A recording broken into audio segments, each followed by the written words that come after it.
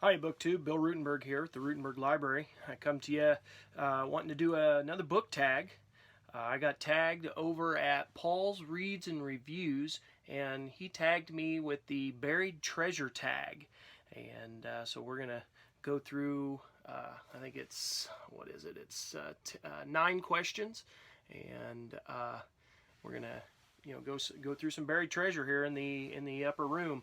This tag was originally done by Too Fond of Books, and I'll leave the link to both of those videos in the description below. So all right, let's go ahead and let's get started on this. So question number 1 was a book that has been on your shelf a long time but you have never talked about it on your channel. Okay, so one of the oldest books in my collection is this book on World War I. This is The World's Greatest War, The Triumph of America's Army and Navy, and this is the Peace Treaty edition. This was done right after the Peace Treaty, the Treaty of Versailles. This was put together, I believe it was by the government, and it's written by Thomas H. Russell. It was put together in 1919. I wanted to say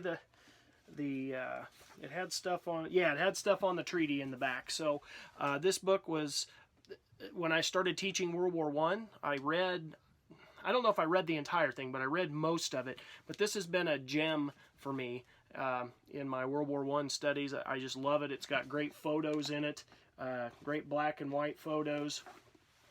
So you can see some of those. I've got, plenty of little marks. But I have not talked about that one on the channel. So I love this book. It's a great one. Obviously a giant piece of propaganda by the U.S.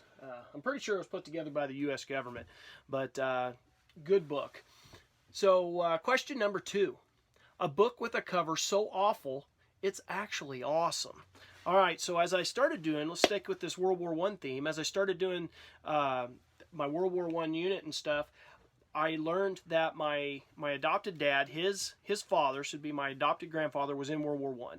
And we got to, he had in a box somewhere the diary that he had left behind. And so I was able to get a copy of that, and I learned some of the basics about his World War I experience. He was in the 89th Division, and so what I did a few years back was I went online and I bought a history of the 89th Division, and this is a really old book. It is horrendously ugly, but as the thing says, it's actually awesome because it's just got that old feel to it.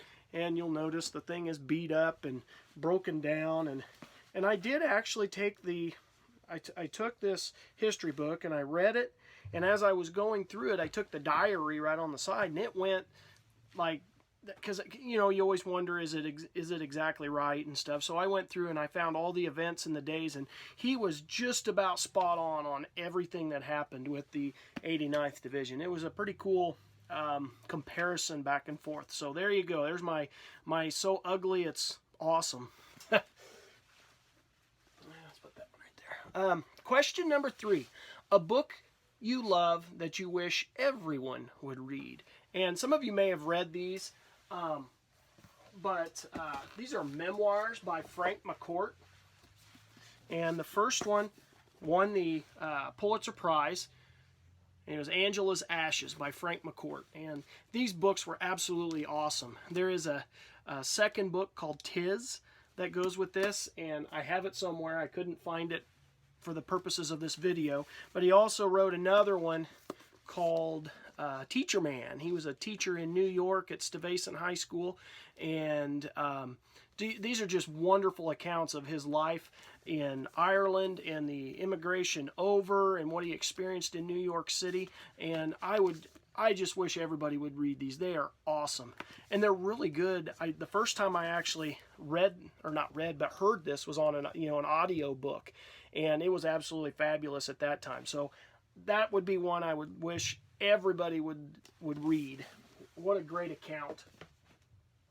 All right. Question number 4 is a well-known author's underappreciated work. Okay, so you've heard me talk about Stephen Ambrose on this channel before. I really like his stuff. He's very well known for his World War II material. That's his baby. But I found is two of his books that are not on World War II to be some of my favorites. And one of them was Undaunted Courage, Meriwether Lewis, Thomas Jefferson, and the Opening of the American West. And this was on Lewis and Clark and the expedition that they did. And I found that to be a wonderful, wonderful account of their trip across the American continent. And both of these books I would probably do a reread on. These would not hurt my feelings at all. And the other one is Nothing Like It in the World, The Men Who Built the Transcontinental Railroad, 1863 to 1869. Another fabulous account, and Transcontinental Railroad for this one. But I just thought these were great. I had not read any history books on them, and those were my first, and I thoroughly enjoyed them, and they really got me into Stephen Ambrose. And I find that those are probably some of the less talked about books because he's so famous with World War II. So question number 5, the oldest edition of a book on your shelves. Now, I know I have books that are older, but this is the oldest one I could find in a hurry. Okay? And this is 10 Great Events in History by James Jahan. It's from the American Book Company, and it was published in from the Franklin Publishing Company in New York, and it was 1887. I don't know if you can, yeah, there you go. And this is it's just got some basic stuff in here. Had Battle of Lexington and Concord was in here, or Lexington and Bunker Hill, excuse me, was in here. Let's see, had Columbus and the New World, and had a few other events from world history, but this is the one that I could find the fastest for the video. Number 6, an author on your shelves that you've never heard anyone else talk about. And maybe somebody has, but I have not heard it. It's Jack Weatherford. He is let's see, it says he's a professor of anthropology at Macalester College in Minnesota, specialist in tribal peoples, and the author of Indian Givers, Native Roots, Savages, and Civilizations in the History of Money. And he's got some stuff on the Mongolians that I thought was just fabulous, or I think is good. This one was fabulous. This is the one I read. I picked this up at Sam's Club, actually. It was marked down to a pretty decent price. Genghis Khan and the Making of the Modern World. And I just thought this was great. I'd never read anything on Genghis Khan. I'd always heard a lot, and read that and got to dig in a little further. And one of these days in my world history class, I'm definitely going to put a unit together based around him and probably what I've learned in this book. This was a good one. Question number 7. A book you love from your shelves that you haven't read in over 5 years. And the one I chose for that was Jonathan Alter's The Defining Moment, FDR's 100 Days and the Triumph of Hope. And, of course, this is about this first 100 days and just what he got accomplished in office. And I read this, oh goodness, this has been a while since I've read this one, maybe 10 years ago. But I absolutely found it's a 2006 book. I found it fabulous. It was a great account. It helped me to explain some things in class to the kids, and it'd be something I would recommend to anybody for reading about FDR. It was a good one. Book number 8, a book you remember reading in your childhood. And here's one I pulled off the shelf, so I haven't showed you yet. I thoroughly enjoyed it when I was a kid. It's The Top of the Pizzas by Bill Basso or Basso. I'm not sure how to pronounce his name. But this was just, and I have no idea. Well, look, you can see my signature in the book from when I was a little kid. But I just thought it was a wonderful book. It's a 1977 book, but just look at the illustrations in here. And it's about a guy who makes pizzas. He's not a very good looking guy, and somebody goes back in the kitchen to tell him how good his pizzas are, and big surprise, she passes out, he gets kicked out, and anyway, they start a pizzeria at the top of one of the buildings, and it becomes world famous, and I absolutely love that book. I read it a lot when I was a kid, thought it was good.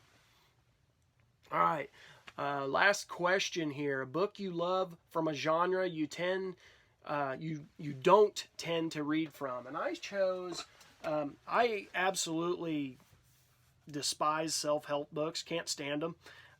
You get them recommended to you every once in a while, and they make me want to throw up. Very few of them have I read that I actually enjoyed. And this one was one we did at school. Enjoy the ride. The true joy of life is in the trip. And this is by Steve Gilliland. And we had to read this as teachers. It was one of our things at the beginning of the school year, and then we read a chapter every month or something like that. I can't remember. And we had to, discussion on it and stuff. And I remember this as being just one of them that I did not mind. I thoroughly enjoyed it. I put several notes in there, as you can see. So anyway, yeah, that's a genre.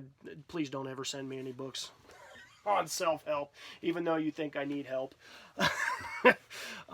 Anyway, so the last part is tag a booktuber who has buried treasure in their videos. So I chose 5 of them. I chose Faith in Books, Bookish Bryants, Book Zealots, Pretty Brown-Eyed Reader, and Seeking Stories. Those are who I would like to hear tell about their buried treasures in their personal libraries. So BookTube, thank you for watching, and have a great day.